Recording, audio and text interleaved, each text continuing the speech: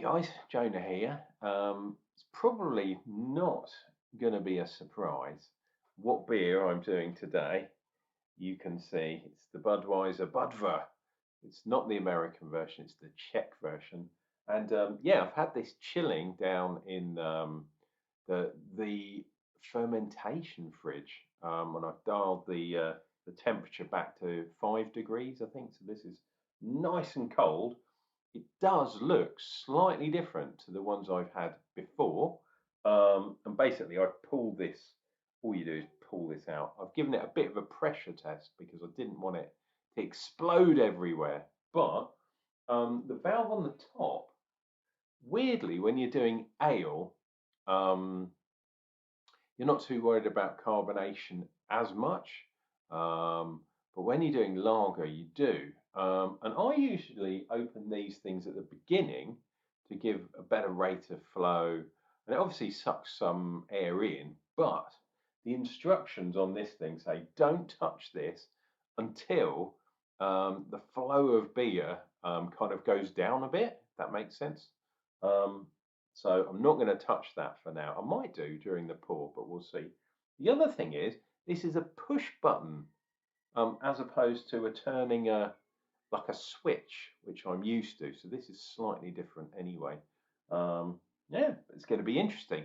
I have a Blue Moon glass here, but it's a nice tall glass, and we'll see what we're going to get. And then obviously I'm going to do a review on this beer. So I'm going to get probably lots of foam to start with.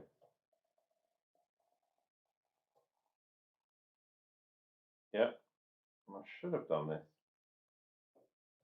a bit more carefully, I would have thought, because I've got the typical reverse Guinness type head.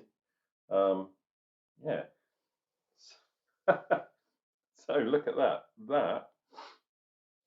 That didn't go so well. So maybe I should release some of the pressure up top.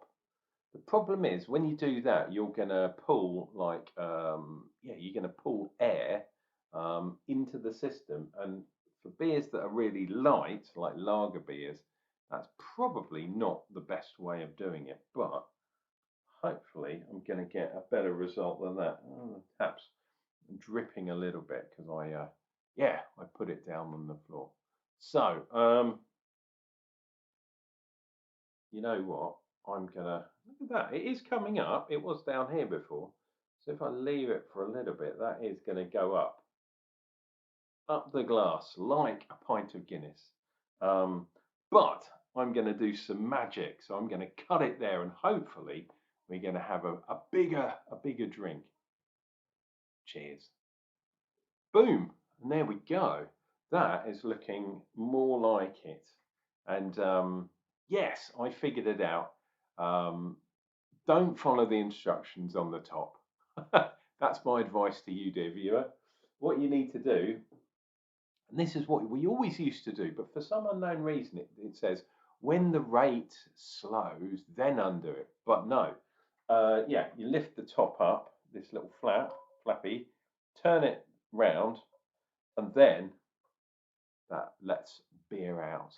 It does draw air in, so this isn't going to last long. But yes, that's what you do. I don't know why the instructions say push the thing, and you saw it was a big problem. Lots of head, lots of pressure build up. I could have released the pressure at the top first, but I haven't done any kegging. I guess this is a mini keg, isn't it? So I haven't done any kegging for a few years.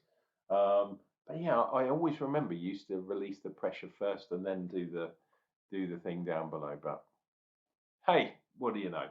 Anyway, so we have got a lovely clear Budvar.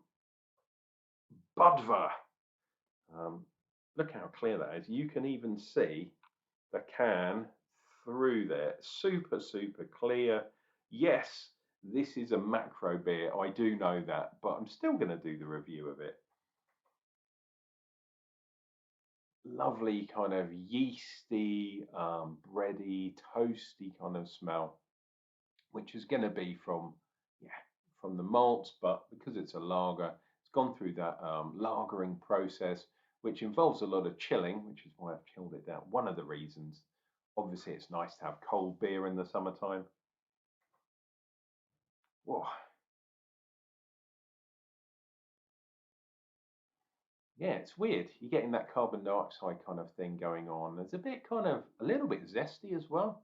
And I've had obviously Budweiser before, and I've had Budvar before, but not for a while because obviously I usually drink ales. But when you've got a bargain, so this was £12, well, £12 and a bit of change. Um, you do the calculations. This is a 5 litre keg, so it's 8.8 pints. And when you divide it all through, it's like £1. I think it's £1.40 or something. I think either £1. I can't remember which way you go. Do you go up or down with 2.2? Oh, it's confusing. But it's either 1.4, so £1.40, or £1.60 for a pint of lovely beer. And this is a 5% beer. So yeah, Chamon, very, very good. Let's see what we get from this.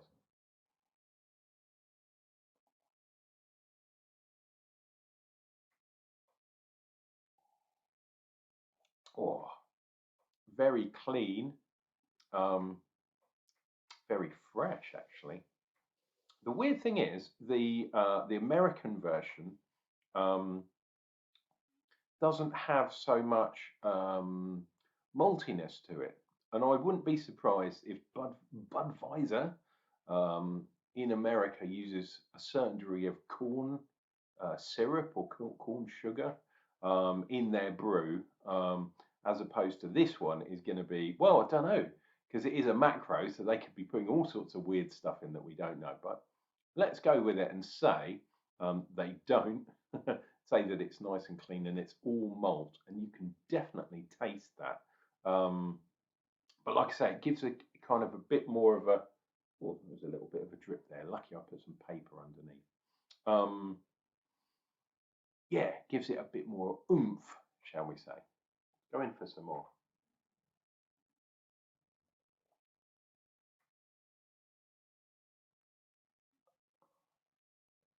And look at that. Look at that lacing on the side of the glass. Okay, this is a thin glass. Look at that. There's a sort of a cock, a thing. What's it called? A chicken, a male chicken, or you could call it the Roadrunner or something like that. Um, but we have got the Paris Olympics going on, so yeah, having a foam cock would actually do quite well. It's on their jumpers, especially the football team. You could call them a bunch of cocks. I'm sure people have. I'm watching on the TV, obviously, because I'm still at home. But the Olympics is going to be on for the next sort of 3 weeks, which is going to be fantastic. Lucky, I've got a big keg of beer to drink. Um, hey, it is what it is, you know.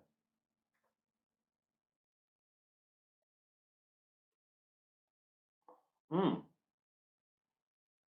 lovely, jubbly, lovely foam. I'm going to have another one of these. Actually, let's go for another pour while I've got it all set up, and we'll do it properly this time. So yeah, open your valve.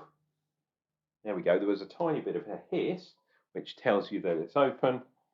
Pour your beer in.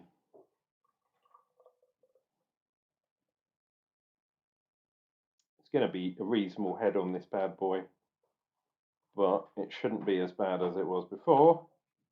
There we go. And then shut the valve off so everything's nice and safe. And essentially, it's not going to. Yeah, look at that. Instantly, we've got a nice level one. And as it settles out, don't know if you can see. Ooh, if you can see, but it's already kind of going up the glass a little bit, and this will kind of rise up a little bit more. Hey, it's a Czechoslovakian beer, so European beers, they always have a big head on them.